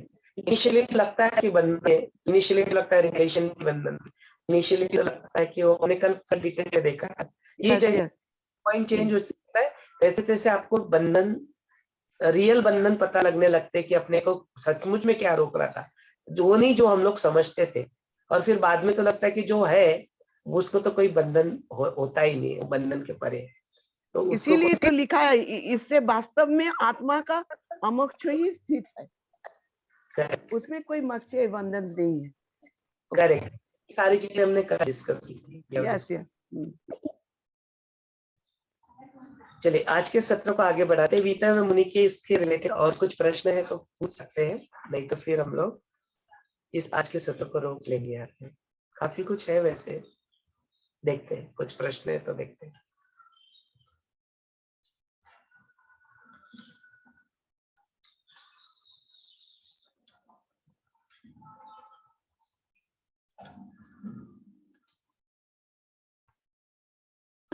बहुत सुंदर मोक्ष के बारे में लिखा है। मोक्ष ना तो आकाशी पीठ के ऊपर है, ना तो पाताल में है, ना भूमि के तल पर है, किंतु सम्यक ज्ञान से चिन्मात्र स्वरूपता को प्राप्त निर्मल चित्त ही मोक्ष है। बहुत सुंदर लिखा है। बहुत सुंदर है। इसलिए हम लोग कहते हैं ना, आप खुद भी पढ़ो, पढ़ने की जो चित्त प्रक्रिया है ना उसको पढ़ो। तो राइट नाउ तो वी आर गोइंग इनटू वीतव्य मुनि। तो आप रमा जी वीतव्य मुनि के चैप्टर पे आ जाइए, आप कम वीतव्य मुनि के चैप्टर। मैं वितर्भ मुनि का पढ़ी भी हूँ, और आपका जो 83 का जो है उसको भी सुनी हूँ। हाँ बहुत सुंदर, बहुत सुंदर। ये बहुत सुंदर एक्चुअली, जब हम लोग पढ़ते ना तब भी कुछ आयाम, नए आयाम हमको मिलते हैं, वी गेट न्यू अंडरस्टैंडिंग ना। तो it's a very good idea, that's very good Rama ji, that you are going through it. बहुत सुंदर। पहले मैं उसमें टैप करती हूँ तो आपका पर सब आ जाता है, तो देख लेती हूँ कि आप 82 पढ़े हैं तो काल जरूर 83 पढ़ेंगे, 83 84 पढ़ लिए। उसके बाद मैं किताब को पढ़ती, तो उसमें होता है कि सिमेट्री हो जाता है। आपका पहले बोला हुआ जो बात, अरे किताब का साथ कुछ कुछ मिल जाता है तो उसमें ना दोबारा रिवाइज हो जाता रिवाइज हो जाता है। यही प्रक्रिया है, इसीलिए ना वो जो प्रक्रिया जो योग वशिष्ठ की किताब में बताई गई ना कि वाचन, श्रवण, मनन, चिंतन, फिर निधिध्यासन। निधिध्यासन कब आना चाहिए? जब things are very clear. Now you know कि निधिध्यास किसका करना है, not of any particular just concept but एक ओपननेस। उसका जो निधिध्यासा है ना, निधिध्यासा क्या कर रहा है वो भी तो क्लियर होना चाहिए।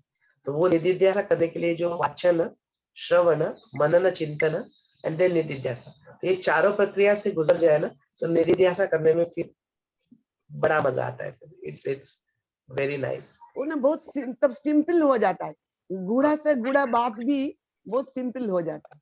मतलब पहले जो जिस जिस बात को मुझे थोड़ा ये लगता था, भारी लगता था या गाढ़ा लगता था, तो उस बात को आपको ये सुनने के बाद और उसके बाद फिर किताब पढ़ने के बाद जब सुनती हूँ ना, बहुत सिंपल हो जाता है। लगता है कि यही बात तो हम लोग पहले भी पढ़ चुके थे, लेकिन उस समय कितना भारी लगा था, अभी तो इतना सिंपल लग रहा है। यही अपने पुरुषार्थ का हिस्सा है। यदि आप इस सत्र में आ रहे हो तो आपका पुरुषार्थ क्या है? हम लोग बिल्कुल कभी कई सारे दिनों से अलग अलग लोगों के पुरुषार्थ के बारे में बात करते हैं। व्हाट इज द पुरुषार्थ दैट वी टॉक अबाउट? हम लोग कहते हैं स्टूडेंट को ये करना चाहिए, और जो जॉब है उसको करना चाहिए, उसको ये करना चाहिए, संन्यास में जो उसको करना चाहिए। हम लोगों का पुरुषार्थ क्या है? यदि हम लोग इस सत्र में आके यहाँ पे 1.5 घंटा बैठ के सुनते हैं, व्हाट इज माई पुरुषार्थ when I am participant here या when I am speaker here? बहुत अपने आप को प्रिपेयर करना पड़ता है। जब आप सुनते हो, मैं भी सुनता हूँ, जब आप करते हो फिर उस वीडियो को करना, उसको अपलोड करना, फिर उसको पढ़ना, सुनना, सब कुछ तो मेरा भी पुरुषार्थ है, अपना भी एक पुरुषार्थ है। वो सारा पुरुषार्थ करके फिर सरेंडर गुरुदेव के मुझसे। यहाँ पे जब सत्र चालू हो गया तो मैं करता नहीं हूँ, लेकिन उससे पहले मैं करता ही हूँ। मुझे सब कुछ करना है, मुझे वो करना है, लेकिन वो करते समय भी कुछ करतापन का भाव नहीं है। बट करना तो है, you have to do that, you can not escape it. कुछ नहीं है तो फिर कुछ नहीं होगा, ऐसे नहीं होता है। You have to prepare. आपका जो धर्म आप है वो आप धर्म को आप निभाओ। मेरा जो धर्म है, मेरे धर्म को मैं निभाऊंगा। और सब धर्म को निभाने के बाद फिर क्या करो? सरेंडर करो, टोटल सरेंडर जो होता है वो। फिर उसके बाद में शोध निकले जो वो गुरु की इच्छा। लेकिन तब तक तुम अपना पुरुषार्थ करो। तो आपका पुरुषार्थ क्या है? एज अ पार्टिसिपेंट यदि आप पुरुषार्थ करो, आपका पुरुषार्थ है कि आप इसको पढ़ो, आपका पुरुषार्थ है उसको श्रवण करो, आपका पुरुषार्थ है उसको जॉट डाउन, प्रश्न जो है जॉट डाउन करो अच्छे से। कि कई सारे प्रश्न है देखो, यदि हम लोग पढ़े ही नहीं उसको नहीं तो फिर प्रश्न नहीं पूछ सकते। आपके पुरुषार्थ है तो उन प्रश्नों को, अदरवाइज क्या होगा पता है क्या? हम लोग यहाँ पे करेंगे और शायद हो सकता है कि कवरेज है ना, जो सिलेबस का कवरेज है वो शायद फिर 25% ही कवर हो और 75% कवर हो ही नहीं, बिकॉज वो प्रश्न ही नहीं पूछा। प्रश्न ही नहीं पूछा तो फिर हम लोग तो क्या कर देंगे। तो व्हाट इज द पुरुषार्थ हियर कि यू सी कहाँ पे क्या क्या है, you know each other the question, so that will cover the most of the syllabus.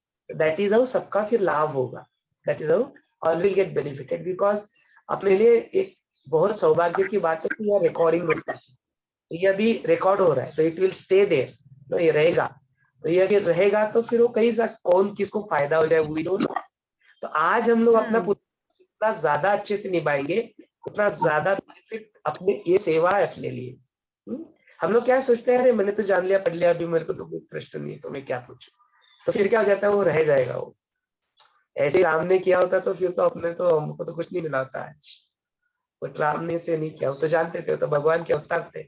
तो फिर भी उन्होंने सारे प्रश्न आखिरी जब कौन जमाना में राम जी को वशिष्ठ मुनि से ये ज्ञान मिला था, वही ज्ञान हम लोग का भी मतलब फलप्रद हो रहा है, हम लोग को अच्छा काम कर रहे हैं।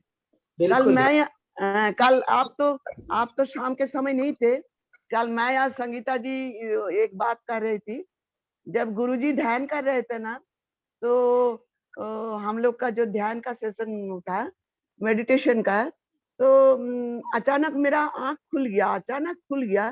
तो गुरुजी का जो एक्सप्रेशन हमने देखे, तो संगीता जी वही बोलता है कि उनका जो वाइब्रेशन है वो, मैं बोली कि देखो वो कहाँ बेंगलोर में है और हम कोलकाता में, मैं कोलकाता में हूँ, लेकिन उनका जो वाइब्रेशन है, उनका चेहरा का जो वाइब्रेशन है, मुझे लगा कि वो चिदाकाश में घूम रहा है। कभी उनका आंख आधा खुला हुआ है, कभी आंख पूरा है। मैंने मैंने एक एक्सप्रेशन जो था ना कल का रात शाम का, अद्भुत था वो, इतना सुंदर लगा मुझे। तो कभी तो मेरे आंख खुलती नहीं, आंख तो जैसे गुरुजी बोलते हैं क्लोज योर आईज, तो हम लोग आंख बंद कर लेते, लेकिन अचानक कल मेरा आंख खुल गया।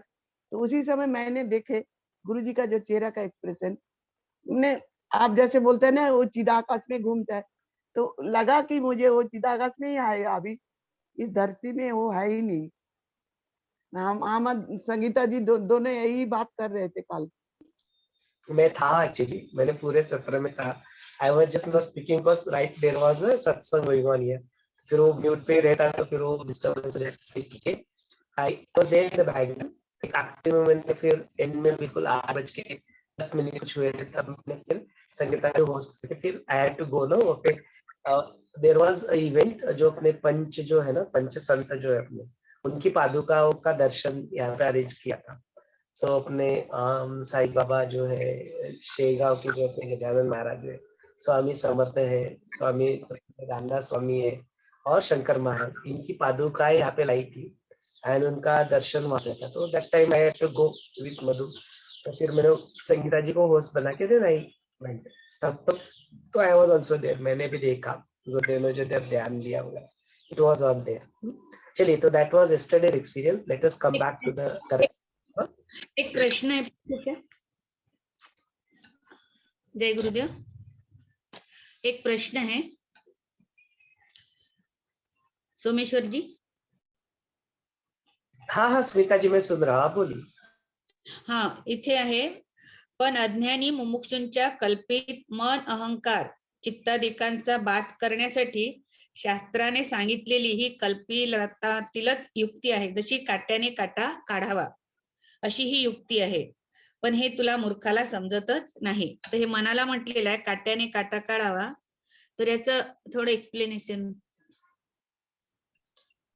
हाँ, तो जब ये जो चीज जो है, जब वीतहव्यमुनि अपने आप को यहाँ पे समझाते हैं, इसको कॉन्टेम्पलेट करते करते अपने मन को समझाते हैं, तो जो मन जो होता है ना, वो काफी ट्रिक्स अपना क्या करता है, बुद्धि का प्रयोग करके क्या करता है, मुझे लगता है कि चित्त में ही मन है, बुद्धि बस उसी को चित्त कहा गया है।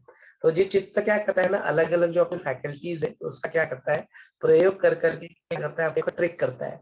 तो हमें क्या करना है, उसी का प्रयोग करके अभी उसी को ट्रिक करना है। जो अपने को मूर्ख बना रहा था, हमको उसी को मूर्ख बनाना है। तो ये वाली बात है।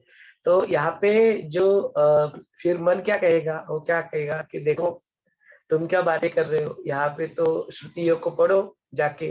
तो श्रुतियों में तो कहा गया है कि जो मन होता है, वो मन ही फिर उसके अंदर बहुत शक्ति होती है, और वो मन ही होता है, वो सब कुछ ऐसा कर सकता है, उसमें अंदर बहुत पावर होती है, मन की बहुत शक्ति होती है। आके हे मन, तुम ये मुझे ये बताने लगो, तो मैं तुम्हें यही कहूंगा कि जो सारी जो चीजें जो श्रुतियों में कही गई है, वो भी सिर्फ कल्पित ही है। असलियत में तुम्हारा अस्तित्व ही नहीं है। तुम क्या अपना अहंकार लेके बैठ गए हो, तुम अस्तित्व में ही नहीं हो, तुम्हारा अस्तित्व ही नहीं है। जो तुम्हें सब कुछ जो मिल रहा है, वो सब चैतन्य की वजह से मिल रहा है।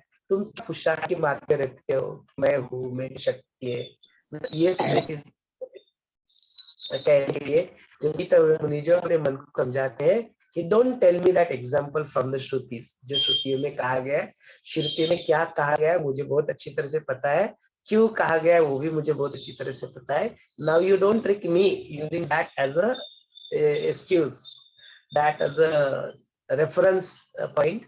आप मुझे ट्रिक मत करो, मुझे मत बताओ कि श्रुतियों में क्या कहा गया। यही बात मन को समझाते हैं कि तुम मुझे मत बताओ कि तुम्हारे इतना उतना ये है वो है।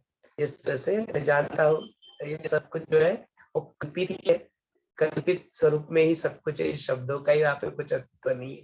तो तुम शब्दों से उत्पन्न हुए ज्ञान को मुझे सुना रहे हो। इस तरह से वो जो है वीतहव्यमुनि अपने मन को समझाते हैं। बिकॉज वो क्या करेगा ना कुछ ट्रिक करेगा, कुछ ना कुछ रेफरेंस देगा, और उससे पलायन करने में है माई रेमन, तो वो उसको मन के सारे जो ऐसे पलायन करने के जो तरीके होते हैं, उन पलायन करने के तरीकों को नष्ट करने के लिए, उसके शांत करने के लिए उसको बोलते हैं कि तुम न सिर्फ all that you can do now is just go and B with Chaitanya, and उसी में तुम विलीन हो जाओ, तुम्हारा कोई अस्तित्व नहीं, डोंट कम बैक अगेन। इस तरह से वो अपने आप को बोलते हैं, अपने मन को बोलते हैं तुम बस हो गया तुम्हारा, तो जो मन के सारे जो उत्पाद करने थे, जो करने थे, वो तुमने कर चुके, नाउ देयर डन दैट, अब तुम शांत हो जाओ, जो चैतन्य उसी में स्थित रहो एंड जस्ट। इस तरह से कई सारी चीजें इससे मन को जो है वो समझाते हैं। तो it one of the thing is that Shruti का जो रेफरेंस आपने बताया, वो रेफरेंस वहां पे आता है। जसं मन डोकं वर करत राहते, मन वरती करत राहते, तर मनालाच मनाने काट्याने काटा काढा, म्हणजे त्याच मनाला सांगायचं की तू मन काही मोठा नाहीये, श्रेष्ठ नाहीये, बरोबर आहे? तो वही ना हम लोग रेफरेंस हैं कि जो कार्य करना, मन से करना, ये जो जो लोग देखते हैं, आप वशिष्ठ या वितव्य मुनि अपने मन को बताते हैं कि बोलते यह एनालॉजी ही गलत है।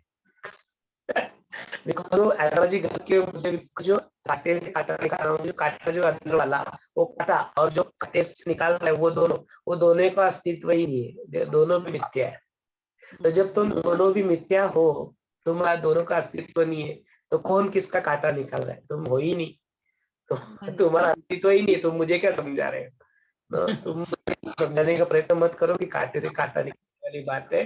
बोलते तुम दोनों भी नहीं हो, जो निकल रहा है वो काटा वो भी नहीं है, और जो निकाल रहा है वो काटा वो दोनों भी नहीं है, तुम दोनों भी मिथ्या हो, तुम दोनों का अस्तित्व।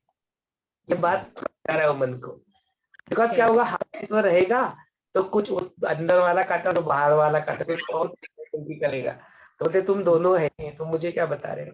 मुझे पता है श्रुतियों में क्या लिखा है, डोंट टेल मी। तुम दोनों तो मूल स्वरूप में है नहीं, जो बताया गया है वो भी कल्पित ही है, वो कल्पित स्वरूप में ही कल्पना की है, कांटे से कांटा निकालने की सिर्फ कल्पना है, तो उसमें कोई सच्चाई नहीं है। इस तरह से बताते हैं, माने कोई जगह ही नहीं छोड़ते, क्योंकि रहेगा तो देन वो कुछ कार्य करेगा, तो वो बोलते तुम है ही नहीं, तुम है ही नहीं तो तुम क्यों बोलते, इस तरह से बोलते हैं। मतलब यस टू अटेन दैट भी कुछ भी जगह ही नहीं छोड़ना चाहते, रीच टू द, क्योंकि उनका अस्तित्व कांटे के रूप में भी जानेंगे।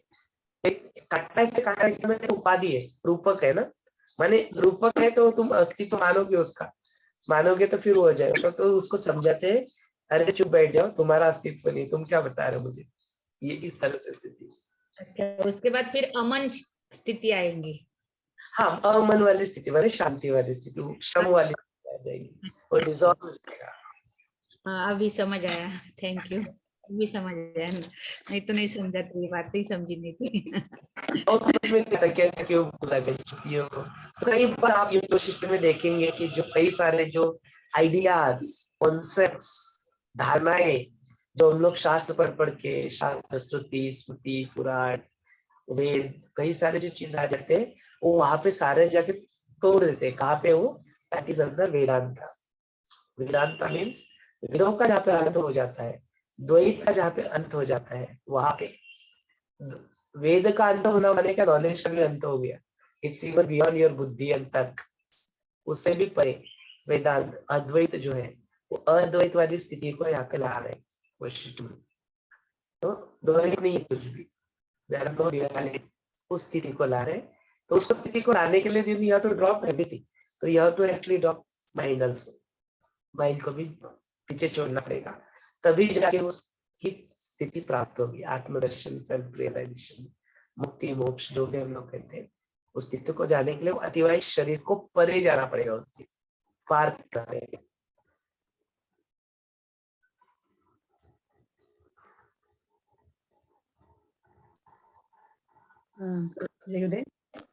हाँ, जय देशी बोलिए।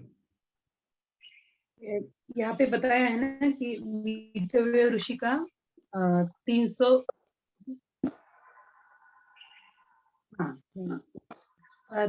साल तक उन्होंने समाधि लगाई थी, तो बारिश की वजह से जो मिट्टी आती थी तो वो उसमें वो पूरे गड़ गए थे। तो नए लोगों को ये भी प्रश्न पड़ सकता है ना कि 300 साल तक वो मिट्टी के नीचे से पूरे से जीवित रह सके, और तब फिर वो अपने जो 5 सेंसेस के कार्य रहते वो बिना करे वो कैसे समाधि अवस्था में जिंदा रह सके, इसके बारे में आप कुछ बताइए। देखो अभी वो कहानी वहां तक पहुंची ही नहीं, प्रश्न ही उत्पन्न नहीं हुआ, इसलिए प्रश्न पूछना आवश्यक है। तो देखो कितना इम्पोर्टेंट है। होता ये है जब वो फिर इस तरह से देखो वीतव्य मुनि जो अपने मन जो है अपने मन को उपदेश करते हैं, और फिर अपने उपदेश को मन को करते करते करते करते फिर वो पूरी तरह से श्रम की जो स्थिति होती है, पूरी तरह से शांति की जो स्थिति होती है, पूरी तरह से जो निर्विकल्प समाधि होती है, उस स्थिति में वीतव्य मुनि पहुंच जाते हैं ऐसे कॉन्टेम्पलेट करते करते करते करते। यहाँ पे मेंशन नहीं किया गया कि कितने दिन उनको लगते हैं ऐसी प्रैक्टिस के। दिखता तो ऐसे कि गए बैठे कर लिया और ऐसे हो गया, ऐसे प्रतीत होता है, बट इट मे हो सकता है कि उनको यह काफी बार कॉन्टेम्पलेट करना पड़ा होगा, बार बार तब जाके उनकी स्थिति आई होगी, या हो सकता है कि पहली ही बार किया पहली बार हो गया, जो भी इमटेरियल कोई मायने नहीं रखता। तो बोलते हैं ऐसी स्थिति में जब निर्विकल्प समाधि में वहां बैठ जाते हैं, बोलते हैं उनके लिए ऐसे 300 साल गुजर जाते हैं। तो देखो 300 साल वहां पे गुजर जाते हैं, लेकिन 300 साल जो प्रकृति जो वो काम नहीं करेगी क्या, will lead to the same thing. उनको जब उनकी 300 साल जब हो जाते हैं, उनकी जब आंखें खुलती है, तो उनको लगता ही नहीं कि 300 साल गुजर गए। तो उनके लिए तो इट वाज जस्ट लाइक कुछ घटिया ही सिर्फ पास हुए, ऐसा लगता है। तो ये प्रश्न आता है कि ऐसे कैसे, तो बोलते ये जो फीलिंग तो है ना, काल की जो फीलिंग है, ये सापेक्ष होती है, रिलेटिव नहीं। तो मुझे लगता है कि एक क्षण जो जो जो प्रेमी जो थे, जो एक दूसरे से मिलने की चाहते हैं, मिले होते, लेकिन बोलते ऐसा लग रहा है कि जैसे युगों युगों से तुमसे मिले नहीं, yesterday only they met। But लगता है अरे ये रात जो है निकलती नहीं है, ऐसा लगता है कि बड़ा ही विरह की रात, जो युगों युगों से तुमसे मिलना ही नहीं हुआ, ऐसा प्रतीत होता है। ये जो प्रतीत होने वाली जो बात है ना, इसको सापेक्षता कहते हैं, इसको रिलेटिवनेस कहते हैं। That you feel, you experience that as कि ये बहुत लंबा समय है, या आपको लगता है कि जो सुख के जो क्षण होते हैं, कई बार अपने मुख से ऐसे उद्गार निकलते, अरे देखो सोहम, अरे 11 साल का हो गया, अरे 11 साल बीत गया अपनी शादी को, इतना बड़ा हो गया, एज इफ कि वो समय इतने 11 साल बीत गए, वो ऐसे ही जस्ट लाइक दैट पल झपकते ही निकले। तो सुख के जो क्षण होते हैं वो निकल जाते हैं, है ना, उस वक्त ऐसे उद्गार निकलते हैं। तो उनको भी ऐसे लगता है कि अरे 300 साल हो गए, 100 years, बिकॉज वो ये जस्ट इनटू कंप्लीट समाधि की अवस्था में, तो उनको उसको पता ही नहीं लगता। कई बार हम लोग हृदय के साथ ध्यान करते हैं 20 मिनट 25 मिनट बैठते हैं और आगे बोलते हैं तो अपने आप भी ऐसे शांत होते हैं, कभी लगता है कि ऐसे शांत अपने आप सोचे जैसे ऐसे ही बैठ पाएंगे, लेकिन 25-30-40 मिनट हो गए, पता ही नहीं चलना समय का, ऐसा फीलिंग होता है। क्यों? तो जैसे तो सापेक्षता की वजह से उनको ऐसा लगता है। घटिका घटिका हुई 300 साल गुजर गए, लेकिन फिर 300 साल में जो आजू बाजू का जो वातावरण जो है, जो प्रकृति जो है, जो नेचर है, उसके साथ वहां पे क्या होता है, तो कहते हैं कि हर साल बारिश होती थी, वो बारिश की वजह से जो पूरा वहां पे वहां पे से वो फिर धूल मिट्टी जो आती थी सारी, वो कर करके जमा होते होते होते होते क्या कर रहे, तो पूरे शरीर को उसने क्या कर लिया था, व्याप्त कर लिया था। और वो शरीर को ही ऐसे व्याप्त करते हुए उनके कई सारे शरीर के जो प्राण स्पंदन थे, वो प्राण स्पंदन बिल्कुल ही ऐसे बहुत कम हो गए थे, लेकिन पूरी तरह से नष्ट नहीं हुए थे। और जो चैतन्य जो था, वो चैतन्य था उसके अंदर, वो बिल्कुल मतलब अभी शरीर क्या है, जो खाना पीना नहीं खा रहा है वो शरीर, वो कैसे रहेगा, वो बिल्कुल ऐसे हाड़ा सांग जैसा, वो बिल्कुल रह जाएगा, कुछ तो रहेगा, जैसे पत्थर के बाती वहां पे वो रहेगा ऐसे। लेकिन वो पत्थर में भी बोलते चैतन्य होता है, तो उनके अंदर का चैतन्य जो था, वो चैतन्य भी अभी तक क्या हुआ था, खत्म नहीं हुआ था। उसकी वजह से ही वो शरीर जो था, भले वो शरीर दिखते समय पूरी तरह से नष्ट हो गया हो, निर्जीव शरीर लग रहा हो दिखते समय, बट उसके अंदर वो चैतन्य अभी भी स्थित था, 300 साल तक बना हुआ था, और वो जमीन में गड़ गए थे। लेकिन जो चैतन्य था, जो चित्त था, वो तो जागरूक था, वो तो था। और वो चित्त क्या करते, ऐसी समाधि की अवस्था में जीवन मुक्त तक पहुंचे हुई चुके थे, ऑलरेडी फील, वो सहज मुक्त जीवन मुक्त चित्त में क्या करते हैं, अपने आप को फिर क्या कहते हैं कि कुछ पहले 100 साल तक फिर वो अपने आप को किसी एक रूप में पाते हैं, वो ऐसे ही उस आयुष्य को बिताते हैं। मतलब नेक्स्ट 100 साल तक फिर वो अपने आप को विद्याधर के रूप में पाते हैं, फिर उसमें अपना आयुष्य बिताते हैं। फिर आगे के 5 युग जो है अपने आप को इंद्र जो है होते हैं, उस इंद्र के रूप में पाते हैं, तो इंद्र को पदे को बोलते हैं। फिर उसके बाद में ऐसे तो ऐसे कई सारी चीजें वहाँ पे देखिए, वैसे करते एक उनके मन में ये इच्छा उत्पन्न हो जाती है कि चलो मेरे सारे जन्मों जो थे, मेरे पिछले जन्म मेरे साथ क्या क्या हुआ था, वो सारे के बारे में यहाँ पे मैं जानूं। तो फिर वो देखते हैं, कॉन्टेम्पलेट करते हैं कौन से जन्म, ये जन्म वो जन्म, तो उनको जरा नजर आता है उनका खुद का ही शरीर, जो अभी इस जन्म में जो शरीर वहां पे जो मिट्टी में गड़ा हुआ, वो शरीर उनको नजर आता है, दिखता है कि अरे मैं तो ये हूँ। और फिर बोलते ठीक है, वैसे भी मैं इस शरीर करता नहीं है, बट ये जो शरीर जो वीतव्य मुनि का जो शरीर था, उसके जो प्रारब्ध जो थे, जिसको कार्य को उसको करना था, उस कार्य को पूर्ण करने के लिए लेट मी गो एंड जाके मुझे फिर इस शरीर को यहाँ पे निकालना चाहिए। लेकिन बोलते हैं अभी मेरा शरीर उससे निकलने के स्थिति में नहीं है, तो क्या करना पड़ेगा। तो बोलते जाके वो क्या करते हैं, तो सूर्य नारायण जो सूर्य के हृदय में प्रवेश कर लेते हैं। सूर्य देव पहचान लेते हैं कि अभी उनको क्या चाहिए, तो जो अपना जो गण रहता है, पिंगल नामक एक गण रहता है, उसको आदेश देते हैं। वैसे ही तो गण वहां से निकलता है, जो पिंगल माने जो जो कौन सकता है जमीन को, उस तरह से। तो फिर वो उसके शरीर में प्रवेश कर लेते हैं। फिर पिंगल के शरीर में पिंगल रूप में जाके खुद के शरीर को जो है, जो वहां पे को सारा जो है, वो खोद के नखों से खोद के उसको सारी मिट्टी को हटा देते हैं। जैसे ही उनका शरीर नजर आता है, वो पिंगल का शरीर छोड़ के वो जो चित्त जो होता है, वो चित्त उनके ही शरीर में प्रवेश कर लेता है। और फिर वो चैतन्य जहाँ पे होता है, वो चैतन्य फिर से एक बार जो होता है पूरी तरह से प्रफुल्लित होके अपने फिर से पूर्ण शरीर को क्या कर लेता है, वो धारण कर लेता है। इस तरह से यहाँ पे कहा गया है। अभी प्रश्न उठेगा कि बायोलॉजिकली ये कैसे संभव है ना। तो ये सारी चीजें यदि लिखते हैं, सारी वित्तव्य हो रहे हैं, जो कुछ भी हो रहा है कहाँ पे चल रहा है, चित्त में चल रहा है। अभी जो चित्त में चल रही है, जिसका अस्तित्व फिजिकली नहीं है, वहां पे फिजिकल नियम कैसे एप्लीकेबल होंगे। तो फिजिकल नियम वहां पे एप्लीकेबल नहीं होते। जो फिजिक्स जो एप्लीकेबल होता है, it's all happening in quantum realm. तो क्वांटम रिलाम में इट्स ऑल जस्ट एनर्जी, और चित्त में ही कल्पित जो चीजें हो रही है उसकी वजह से ही वो है। तो वहां पे वो कल्पित चीजें होने की वजह से ये सब कुछ संभव हो पाता है। यह जयेश जी का जो प्रश्न था कि कैसे 300 साल तक वहां पे वो शरीर था, तो इस तरह से वो वहां पे हम लोग इसको इस रूप में देख सकते हैं, तो उसका उत्तर भी हमें मिल जाता है।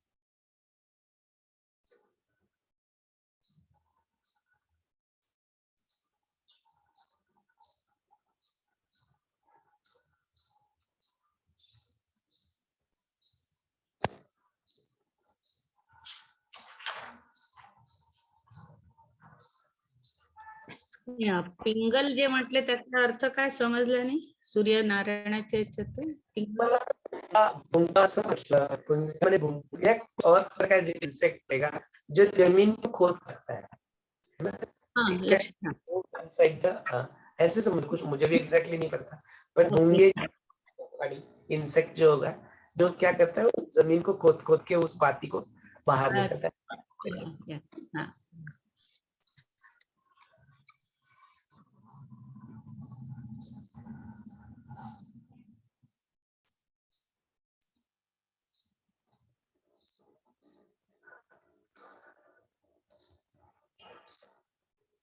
ठीक है, और कुछ प्रश्न है देख लेते हैं, फिर इस को हम लोग यहाँ पे रोक लेते हैं। कहानी चलती, फिर जब वो अपने इसमें आ जाते हैं, फिर वही अपने दिन का स्नान वगैरह करते हैं, जाते हैं, फिर स्नान करके अगेन अगेन अभी उसको वो जो बाहर का जो रूटीन है ना, उसमें कोई मजा नहीं आता है। तो then again he does and does again आत्मविचार करने के लिए और उसके ऊपर डीप कॉन्टेम्पलेशन करने के लिए। हो, मला तेच म्हणायचं होतं, एवढी समाधी अवस्था आली आणि नंतर पुन्हा तो जगाचा विचार करू लागला. कसं काय आहे?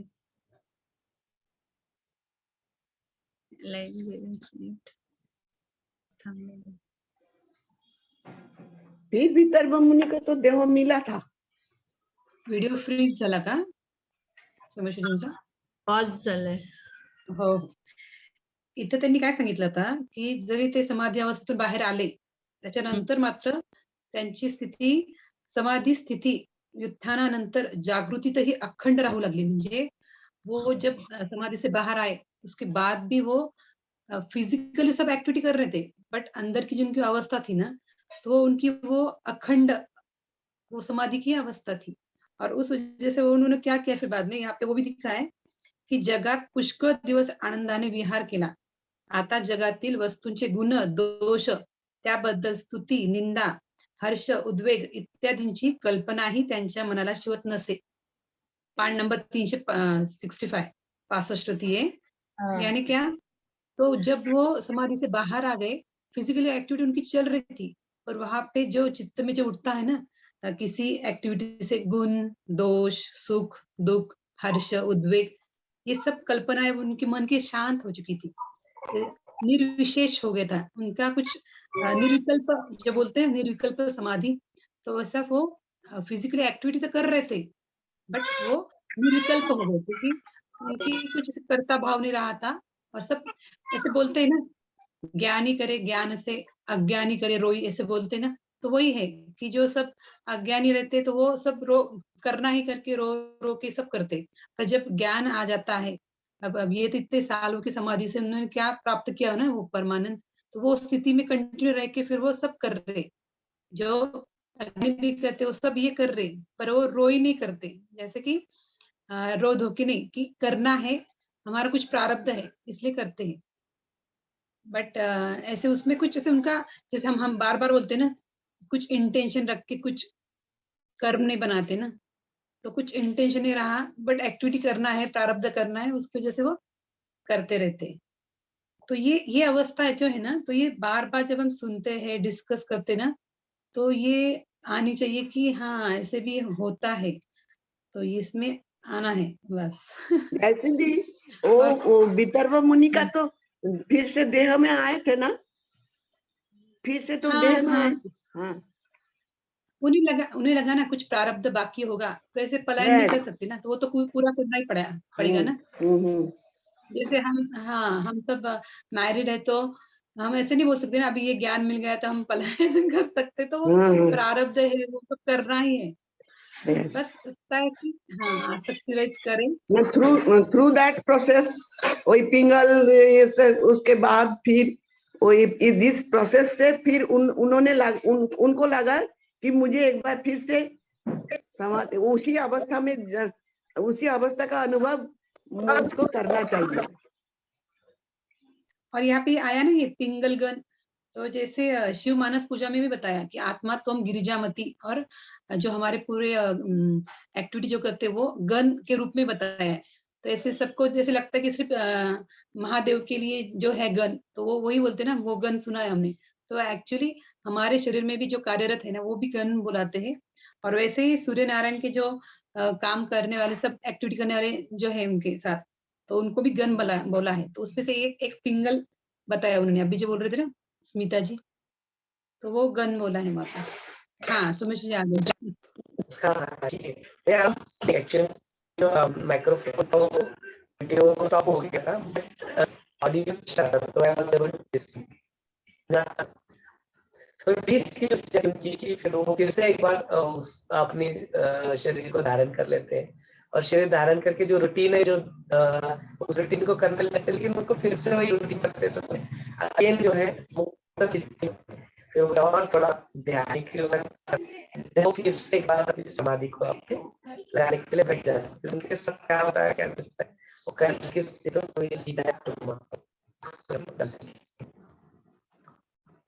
जय गुरुदेव भैया.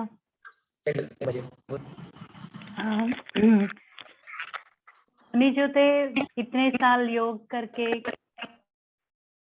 ये सब करके अपने आप पे काबू कर लिया, तो हम जैसे लोग जब अभी ज्ञान में आए, तो बाहर की दुनिया में एवरीडे कुछ ना कुछ तो होती रहती है.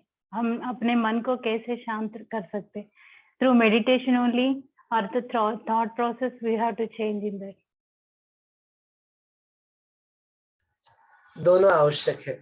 आपको ज्ञान भी आवश्यक है और आपको ध्यान भी आवश्यक है, और आपको गान भी आवश्यक है. यदि नहीं होता तो गुरुदेव ने ये सारी चीजें प्रक्रिया में डाली ही नहीं होती. सो हर चीज का अपना अपना महत्व है. आप इसको करते रहिए, गान, ध्यान, ज्ञान, सेवा, साधना, सब कुछ एलिमेंट्स है अपने कर्तव्य को निभाते समय। होता क्या है पता है क्या, ये सारी चीजें सुन के ना वो we get in a great hurry. Hurry hurry से नहीं मिलेगा, वो शांत मिलेगा, पेशेंस मिलेगा। सुन के लगता है यार हमको भी ऐसा, हमको भी ऐसा, हमको भी ऐसा, और कुछ अलग से तो प्राप्त होने वाला ही नहीं, तो और क्या प्राप्त होगा फिर? There is nothing. इसलिए करता है नारद भगवत सूत्र में आती है। तो जो नारद मुनि थे वो जाते ऋषि के पास और उनके पास जाके उनको संदेश दे, नारायण का विष्णु थे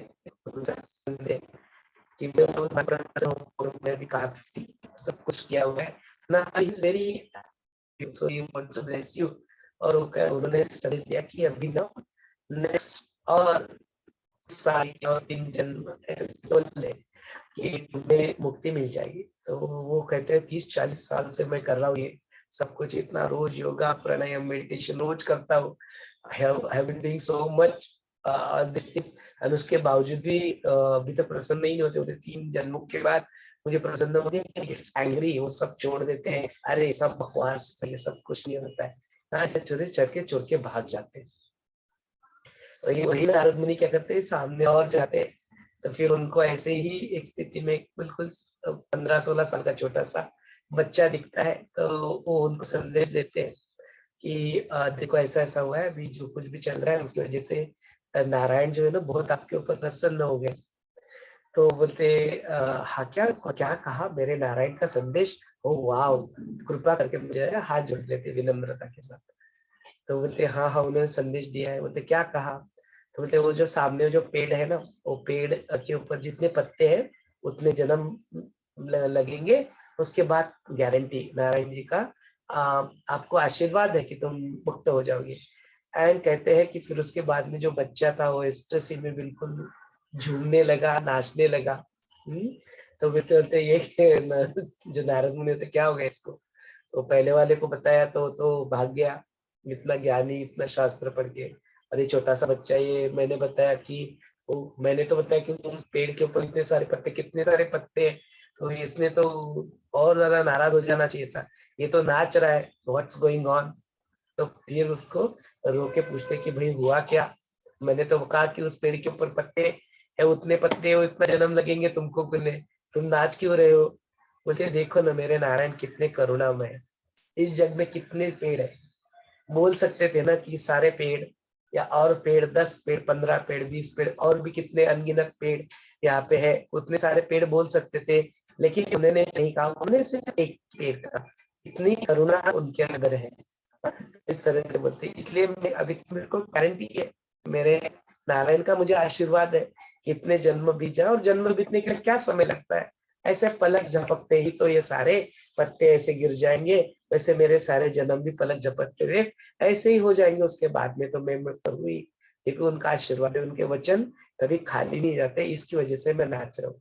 कहते हैं उसी क्षण, कोई और जन्मों की आवश्यकता, उसी क्षण उसी क्षण मुक्त हो जाते हैं, मोक्ष में आ जाते हैं। तो कुछ कह नहीं सकते, तो कुछ देख के किसी व्यक्ति के वर्तन को देख के अपने, अच्छा जैसे हम लोग हर बार किसी व्यक्ति के वर्तन को देख के कुछ कहना चाहते हैं मुक्त है या नहीं है, यही अपने अपने वर्तन को देख के कुछ बोल नहीं सकते कि है या नहीं है ना? तो किससे बेस्ट तरीका मैं आपको आज देता हूँ, क्या है ना, आप मान लो, you do not feel कि और कुछ ज्यादा समय लगे के कुछ और योगा प्राणायाम मेडिटेशन और साधना सेवा सत्संग और करके शायद 5 साल बाद या 10 साल बाद मुझे मुक्ति या मोक्ष मिल जाएगा। छोड़ो उन बातों को, आज इस क्षण में आप मान लो कि आप मुक्त हो। Can we do that? That's the easiest thing. मानना है ना, जस्ट मानना है, अज्यूम करना है, तो मान लो ना, फिर जो होगा सो होगा। आज इस क्षण में मान लो कि आप ही चैतन्य हो, आप ही मुक्त हो, आप ही मोक्ष हो, आप ही शांति आनंद परमानंद स्वरूप जो मैं आप ही शिव हूँ। होने बाद मान लो, मानने में क्या करता है, क्यों ऋषि लिए मानना ही है। तो 2 BHK क्यों, बोले संसार ही मेरा घर है। क्यों क्यों इतने छोटे से घर में अपने आप को relax, this whole universe is my संसार, मानना ही है ना तुम्हें।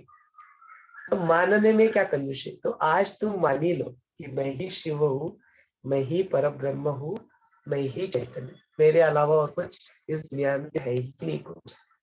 तो चीज आसान हो जाएगी, बहुत आसान हो जाएगी। फिर उसके बाद में जो है वो होने में कोई बात नहीं, फिर उसके लिए 10 साल लगे और 10 जन्म लगे, सो व्हाट। कितने सारे जन्म गुजर चुके हैं, आपको पता चल गया क्या? ऐसे ही गुजर, पलक झपकते गुजर गए सारे, और भी होंगे 1000 10,000, क्या फर्क पड़ता है, गुजर जाएंगे। हम क्यों वेट करें ना, अपने साथ चैतन्य है, अपने साथ गुरु है, वो इतना आनंद दे रहे हैं, इतनी ब्लिस दे रहे हैं, इतना परमानंद का सब कुछ चल रहा है, इतना मौका मिल रहा है सेवा करने का, और क्या चाहिए? what else one can expect in life? No, छोड़ो सब बात, वो मुक्ति की, मोक्ष की चाह को भी आज पहले मान लो कि मैं हूँ। वो एग्जैक्टली वही है कि तृप्त और समाधान अपने जीवन में जब तक नहीं आता, तब तक उस समाधान और आनंद चैतन्य के पास नहीं पहुंचते हम लोग। बस these are all the qualities that we exhibit. तो just fake it till you make it वाली बात है, फेक करना शुरू कर दो आज से। ऐसे घूमो जैसे तुम ही चैतन्य हो ही, असलियत में तो हुई। तो फिर मान लो, हाँ बुद्धि से समझ में बात नहीं आती, वो बुद्धि अपना काम करते हैं कि बुद्धि काम करेगा, तुम तो बस ऐसे चैतन्य जैसे घूमो इधर उधर। Can we do that? देखो, चेंजिंग द थॉट प्रोसेस।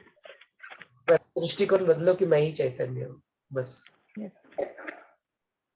कोई उस- कुछ भी कहे, हम अपने आप में मस्त हैं। बिल्कुल। देखो, इससे होगा कि आपका ध्यान की क्वालिटी बढ़ेगी। ध्यान नहीं देगा कि मैं कुछ, मैं हुई मैं चैतन्य ही हूँ। ये दोनों जो स्थिति है ना, ध्यान गहरा लगेगी, और ध्यान गहरा लगेगा तो जो ज्ञान है वो अपने आप भाई, वो ज्ञान स्वरूप ही है चैतन्य। चैतन्य के परे क्या है, तो ज्ञान भी अपने आप उभर आएगा, वो अपने आप ही डाउन करेगा। तो इस स्थिति में ना मान ही लो, आज तो मान ही लो। थैंक यू, जय गुरुदेव। जय। सुमेश भैया ने बताया वो तो एकदम बहुत बढ़िया ही था।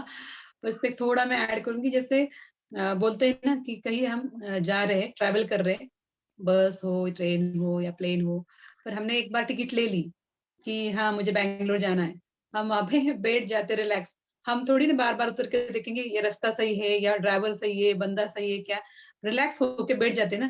तो वैसे अब एक गुरु की गाड़ी में हम बैठ गए, अब रिलैक्स हो जाए, वहीं पे हम जहाँ उनकी मर्जी नहीं वही है हम, ये बराबर जैसे अभी बताया ना, मान लो वही हो, तो बस रिलैक्स हो जाओ। ऐसे मुझे ऐड करना था। जय गुरुदेव। कमिटमेंट चाहिए हमारा, बस कमिटमेंट चाहिए, उतरना नहीं है बीच में गाड़ी में से। हाँ, तुम उतर जाओ तो फिर प्रॉब्लम है, उतरना नहीं, बैठे रहो। Thank you Jayshree ji for adding one more point. ये सब सुनते हैं ना तो ऐसा माइंड में बैठ जाते हैं। बहुत सुंदर। चलिए, मान के ही चले कि है ही चैतन्य, है ही शिव। उसी के साथ आज के सत्र को हम लोग यहाँ पे रोक लेते हैं। कल से जरूर सब पढ़ के आना, अपने प्रश्नों को तैयार, ताकि फिर वो अपने सत्र को हम लोग अच्छी तरह से एग्जीक्यूट कर पाए। बहुत सुंदर चल रहा है सत्र। हाँ, सौरभ भाई, आप सभी का बहुत बहुत धन्यवाद कि आप सारे प्रयत्न यहाँ पे करते हैं। सब लोग अपना पुरुषार्थ बहुत अच्छी तरह से निभा रहे हैं। You all are doing what is supposed to be. ठीक है, जय गुरुदेव।